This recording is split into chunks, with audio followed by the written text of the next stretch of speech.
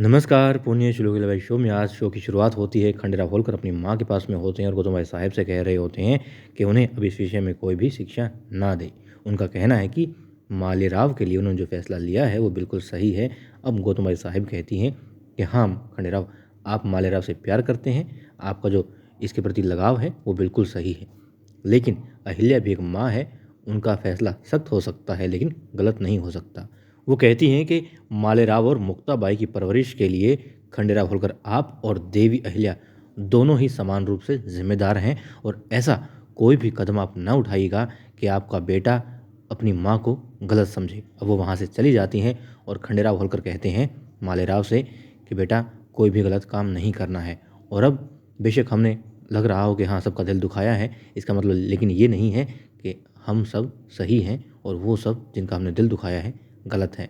वो लोग बिल्कुल भी गलत नहीं है और मैं तुमसे प्यार करता हूँ जितना, उतना ही तुम्हारी आई भी तुमसे प्यार करती है। अब वादा करो कि तुम गुरुजी से माफ़ी मांगोगे। वो थोड़ा ठहरता है। खंडेराव फिर जोर देके कहते हैं कि वादा करो मालेराव, तुम गुरुजी से माफ़ी मांगोगे और ऐसा कोई काम नहीं करोगे, ऐसी कोई गलती नहीं करोगे कि फिर से शर्मिंदगी उठानी पड़े। अब वो वादा कर देता है कि हाँ ऐसा कुछ नहीं करेगा और माफ़ी भी मांग लेगा। अब खंडेराव मालेराव को गले लगा लेते हैं और फिर वहाँ पर तुकोजी आते हैं और तुकोजी जो भी ईश्वरी सिंह के बारे में सूचना उनके पास थी वो बताते हैं। वो पूछते हैं कुछ पता चला, उसके आदमी पकड़े गए? वो कहते हैं नहीं अभी तक कुछ पता नहीं चला, लेकिन हमारे सैनिक खोजबीन में लगे हुए हैं। और वहाँ दिखाते हैं धना सरदार पहुँच चुके होते हैं ईश्वरी सिंह के खेमे में और उनसे मिलने की प्रतीक्षा कर रहे होते हैं। एक पुरुष आता है, कहता है कि भाई आ जाओ धना जी अंदर, आपसे मिलना चाहते हैं अब ईश्वरी जी। वो अंदर दाखिल होता है और फिर डर जाता है। क्यों? क्योंकि उसका स्वागत ही खंजर से करता है ईश्वरी सिंह। और अब वहाँ महल में दिखाते हैं, रसोई में होती हैं देवी अहिल्या और पकवान बनवा रही होती हैं, साथ में खुद भी मदद कर रही होती हैं। सब्जी की कड़छी उनके हाथ में होती है मगर उनका ध्यान कहीं और होता है। अब तुरंत आती है पार्वतीबाई साहिब और कहती है अहिल्या तुम्हारा ध्यान कहाँ है, क्या हुआ?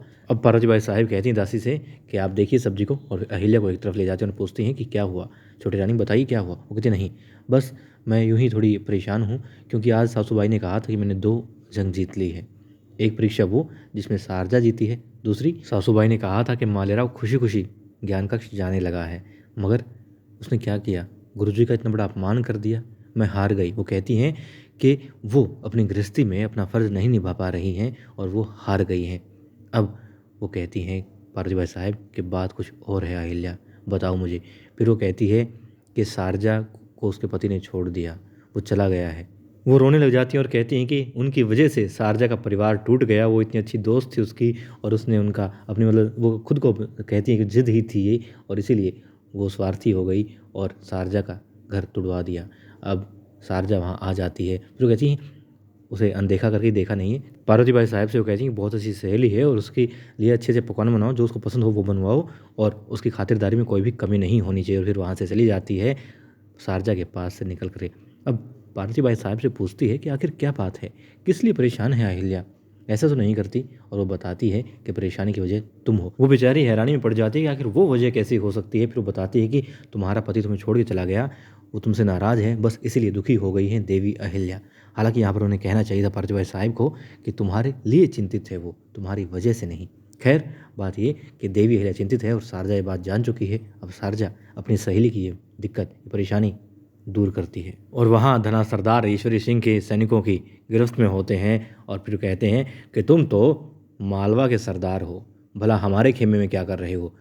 अब बेचारे धना सरदार क्या कहें। वो कहते हैं कि मैं तो आपके लिए खबर लेकर के आया था, मगर आपने मुझे ही कैद कर लिया, गिरफ्तार कर रही हैं।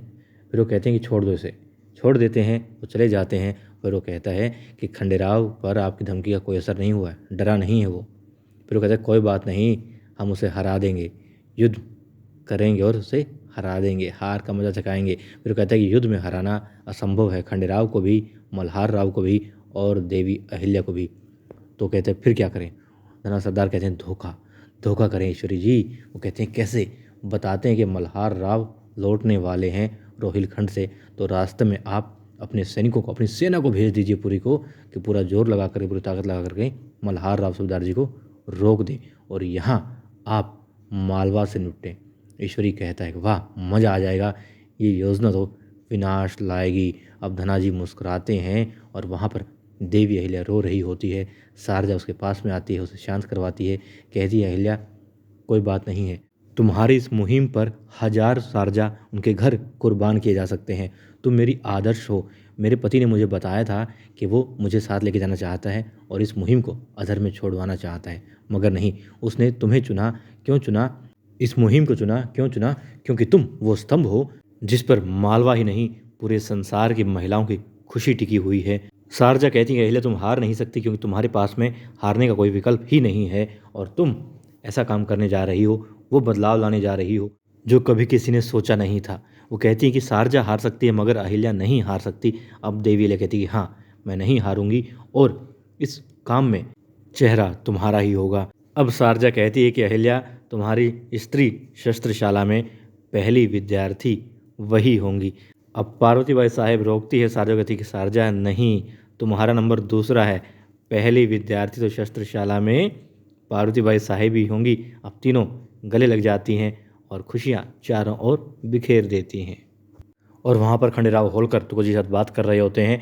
तुकोजी कहते हैं कि बाहर चल के बात करें, मगर वो कहते हैं कि नहीं, मालेराव के साथ में क्या हो तुम्हें पता है ना, मैं इसे अकेला नहीं छोड़ सकता। फिर देवी ले आ जाती है, कहती है बच्चों दूध पी लो और सो जाओ। अब मालेराव मना करता है, कहता है कि नहीं, वो दूध नहीं पिएगा, क्योंकि अहिल्या देवी को कहता है कि तुम गलत हो और हमेशा मालेराव को ही गलत समझती हो। और वो उनका कहना बिल्कुल नहीं मानेगा, क्योंकि वो भी अपने बड़ों का कहना नहीं मानती है। सबसे बड़ा पद खंडेराव होलकर के पास में है, उनके बाबा साहब के पास में है, मगर देवी अहिल्या उनके बाबा यानी कि खंडेराव होलकर का कहना नहीं मानती। जब उन्होंने कह दिया कि शस्त्रशाला का काम गलत है, फिर भी आप नहीं मान रही हैं, तो भला कैसे उम्मीद करती हैं कि मालेराव आपकी बातें सुनेगा और आपका कहा करेगा। वो कहता है कि आई, आप गलत हैं और मैं आपसे बात नहीं करना चाहता। फिर वो थोड़ी दुखी हो जाती हैं, तो खंडेराव होलकर कहते हैं कि नहीं, ये सिर्फ सोने के लिए कर रहा है, इसे नींद आ रही है, कोई बात नहीं। और फिर तुकोजी कहते हैं कि तुम इसके पास रहो, मैं बाहर जाता हूँ, बाद में बात करेंगे। अब खंडेराव होलकर देवी अहिल्या से कहते हैं कि अहिल्या ये बच्चा है, इसे थोड़ा समय दो, सब ठीक हो जाएगा। फिर देवी अहिल्या रुआंसी हो जाती, मगर वो कहती है कि वो भी यही चाहती हैं कि सब जल्द से जल्द ठीक हो जाए। फिर एक सैनिक आता है और कहता है कि सरकार, आपसे मिलने के लिए गंगूबा आए हैं। कहते हैं इस वक्त? कहते जी। और फिर वहाँ पर मुलाकात हो रही होती है द्वारकाबाई साहेब और उनके जावेद साहेब की। अब वो कहती हैं गुरु जी से कि कोई गलती नहीं होनी चाहिए, और वो कहते हैं कि नहीं सासूबाई, जैसा आपने कहा था बिल्कुल वैसा ही काम कर दिया और आपको इसका असर आज रात से ही दिखाई देना शुरू हो जाएगा, और रात बीतने के बाद सुबह तो मज़ा आ जाएगा आपको, सब अच्छे से कर दिया है। और फिर द्वारकाबाई साहेब कहती हैं खुशी से कि ये योजना आखिर हमारी है, सफल तो होनी ही है, मगर आप याद रखिएगा थोड़ी सी भी गलती नहीं होनी चाहिए, वरना आपके ख्वाब ख्वाब ही रह जाएंगे। अब खंडेराव होलकर देवी अहिल्या से कह करके कि आप इन्हें दूध पिलाइए, और वहाँ से आ जाते हैं गंगूबा के पास में। और गंगूबा बता रहे होते हैं कि बुरी खबर है खंडेराव जी। बुरी खबर क्या है कि मल्हार राव सूबेदार जी रोहिलखंड से आ रहे थे, रास्ते में दुश्मन ने उनको घेर लिया है, बहुत बड़ी तादाद में है दुश्मन, और उनकी रसद भी छीन ली गई है, मुश्किल में है वो। और अब तभी देवी अहिल्या वहाँ पर आ जाती है और खंडेराव होलकर कह रहे होते हैं कि किसका काम हो सकता है, ईश्वरी सिंह का। ईश्वरी सिंह दोबारा से? अब वो कहती हैं कि दोबारा से पहले क्या हुआ था। अब गंगूबा बताते हैं कि पहले ईश्वरी सिंह ने खंडेराव होलकर के कटे हुए सर की प्रति एक डब्बे में छोड़ी थी और धमकी दी थी। अब देवी अहिल्या चिंतित हो जाती हैं।